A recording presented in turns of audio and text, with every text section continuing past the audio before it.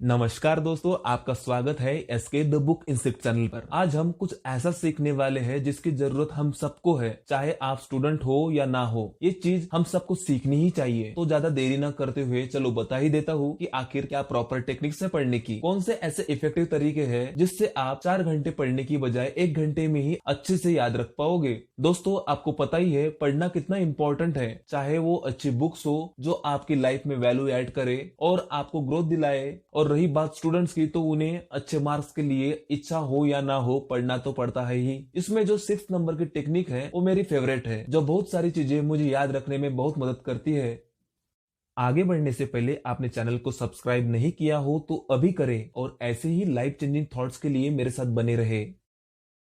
इसमें पहली टेक्निक है आइसोलेशन। जब भी आप पढ़ने बैठते हो तो ऐसी जगह बैठो जहां आपको कोई डिस्टर्ब ना कर सके। हमेशा ध्यान रखिए कि पढ़ने से पहले आपने सारी चीजें अपने पास रख ली है, जैसे पेंसिल, स्केल और दूसरी ऐसी चीजें जिसकी जरूरत आपको पढ़ते वक्त पड़ती है, ताकि आपको बार बार उठना ना पड़े और आपका ध्यान ना भटके। और हाँ, लाउडली रीड करें और पेंसिल से अंडरलाइन करते चलिए इंपॉर्टेंट चीजों को। दूसरा पॉइंट है फिक्स योर शेड्यूल। हमेशा अपने पढ़ने का टाइम फिक्स रखें, चाहे मॉर्निंग हो या नाइट। जितनी भी स्टडीज हुई है वो कहती है कि पढ़ने के लिए मॉर्निंग का टाइम सबसे बेस्ट होता है, क्योंकि मॉर्निंग में सोकर उठने के बाद आप फ्रेश फील करते हो और आप कोई भी निगेटिव इवेंट से तब तक गुजरे नहीं होते हो। मॉर्निंग में आपका ब्रेन फुल कैपेसिटी के साथ काम करता है। तीसरी टेक्निक है पोमोडोरो टेक्निक। हमेशा पढ़ने बैठते हो तो सीधा 6 से 8 घंटे पढ़ने के लिए मत बैठिए, इससे बस आपका टाइम वेस्ट होगा। इफेक्टिवली आप कुछ भी पढ़ नहीं पाओगे और ना अच्छे से कुछ याद रख पाओगे। इसके लिए बेस्ट टेक्निक है पोमोडोरो टेक्निक, जो कहती है कि अगर आप 1 घंटा पढ़ते हो तो 15 मिनट का ब्रेक लीजिए। आपको पता ही होगा जब आप पढ़ने बैठते हो तो जल्द से जल्द आप बोर हो जाते हो, आप जल्दी से पढ़ाई खत्म करके दूसरी एक्टिविटी की तरफ भागना चाहते हो। आप ना अच्छे से पढ़ पाते हो ना दूसरी एक्टिविटी कर पाते हो, आपका मन हमेशा लटका रहता है इन दोनों के बीच में। तो लंबा ब्रेक लेने से अच्छा है कि आप छोटे छोटे ब्रेक लीजिए। 1 घंटे की पढ़ाई में 15 मिनट का ब्रेक लीजिए, इससे आप पढ़ाई का स्ट्रेस फील नहीं करोगे और हाँ, लंबे समय तक पढ़ाई भी कर सकते हो। इस 15 मिनट में आपका ब्रेन रिलैक्स हो जाता है और आपको एक अचीवमेंट की फीलिंग आती है कि आपने 1 घंटा पढ़ाई कर ली है।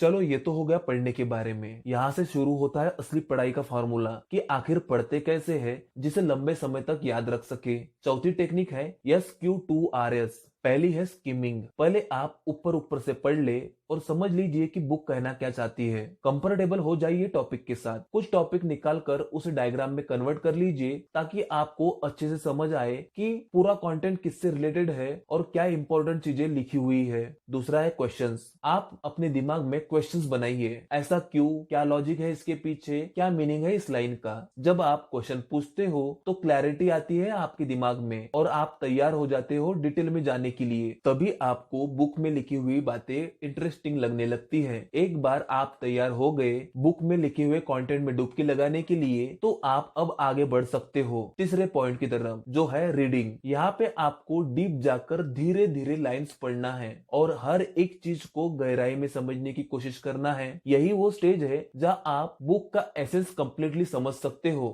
आपके दिमाग में जितने भी क्वेश्चंस हैं उसके सारे आंसर इसी फेज में मिलेंगे आपको। चौथा है रिविजिट। आप 2 बार या 3 बार और अच्छे से पढ़िए ताकि कुछ चीजें मिस होती है तो आपको और अच्छे से समझ आए। आपका बार बार पढ़ना आपको बुक के और करीब लेके आएगा और आपको बुक में लिखी हुई चीजों से कनेक्ट कर पाएगा। जब तक आप बुक में लिखी हुई चीजों से कनेक्ट नहीं कर पाओगे तब तक बुक में लिखी हुई चीजों को आप ज्यादा दिन तक अपने दिमाग में रख नहीं पाओगे। आपके लिए बुक में लिखे हुए कंटेंट को फील करना बहुत जरूरी है। पांचवा पॉइंट है समरी। अब आता है आखिरी फेज, रीडिंग एंड करने का। इसमें आपको बुलेट पॉइंट्स निकालने हैं जिससे आपको पूरा आइडिया आ जाए कि पॉइंट्स का डीप मीनिंग क्या है। ये बुलेट पॉइंट इस तरीके से होने चाहिए कि जिसे पढ़ते ही आपको सारी पढ़ी हुई चीजें याद आनी चाहिए। ऐसा करने से आपको दोबारा बुक नहीं पढ़नी पड़ेगी। ये बुलेट पॉइंट्स ही काफी होंगे आपको बुक रिवाइज करने के लिए।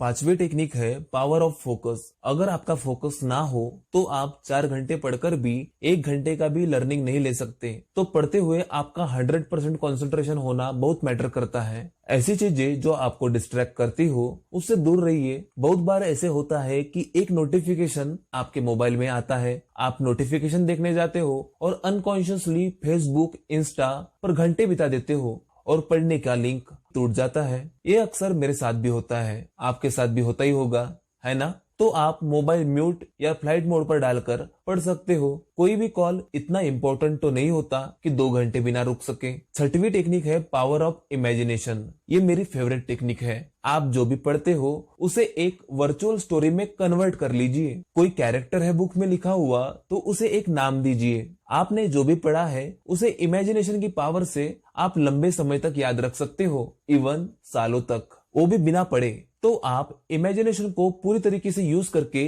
अपने दिमाग में रीप्रिंट कर सकते हो। 7वीं टेक्निक है read and discuss.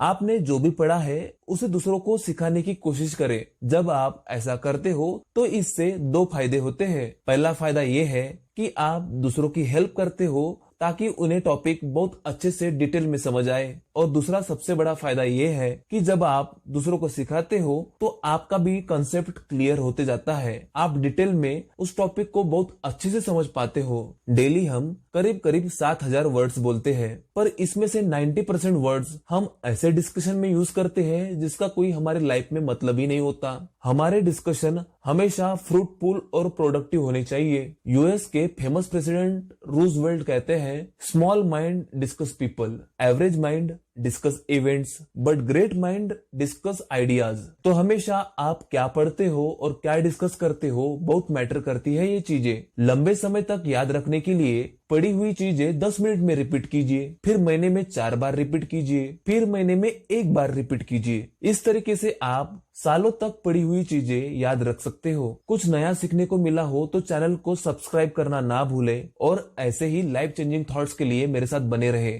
Thank you so much.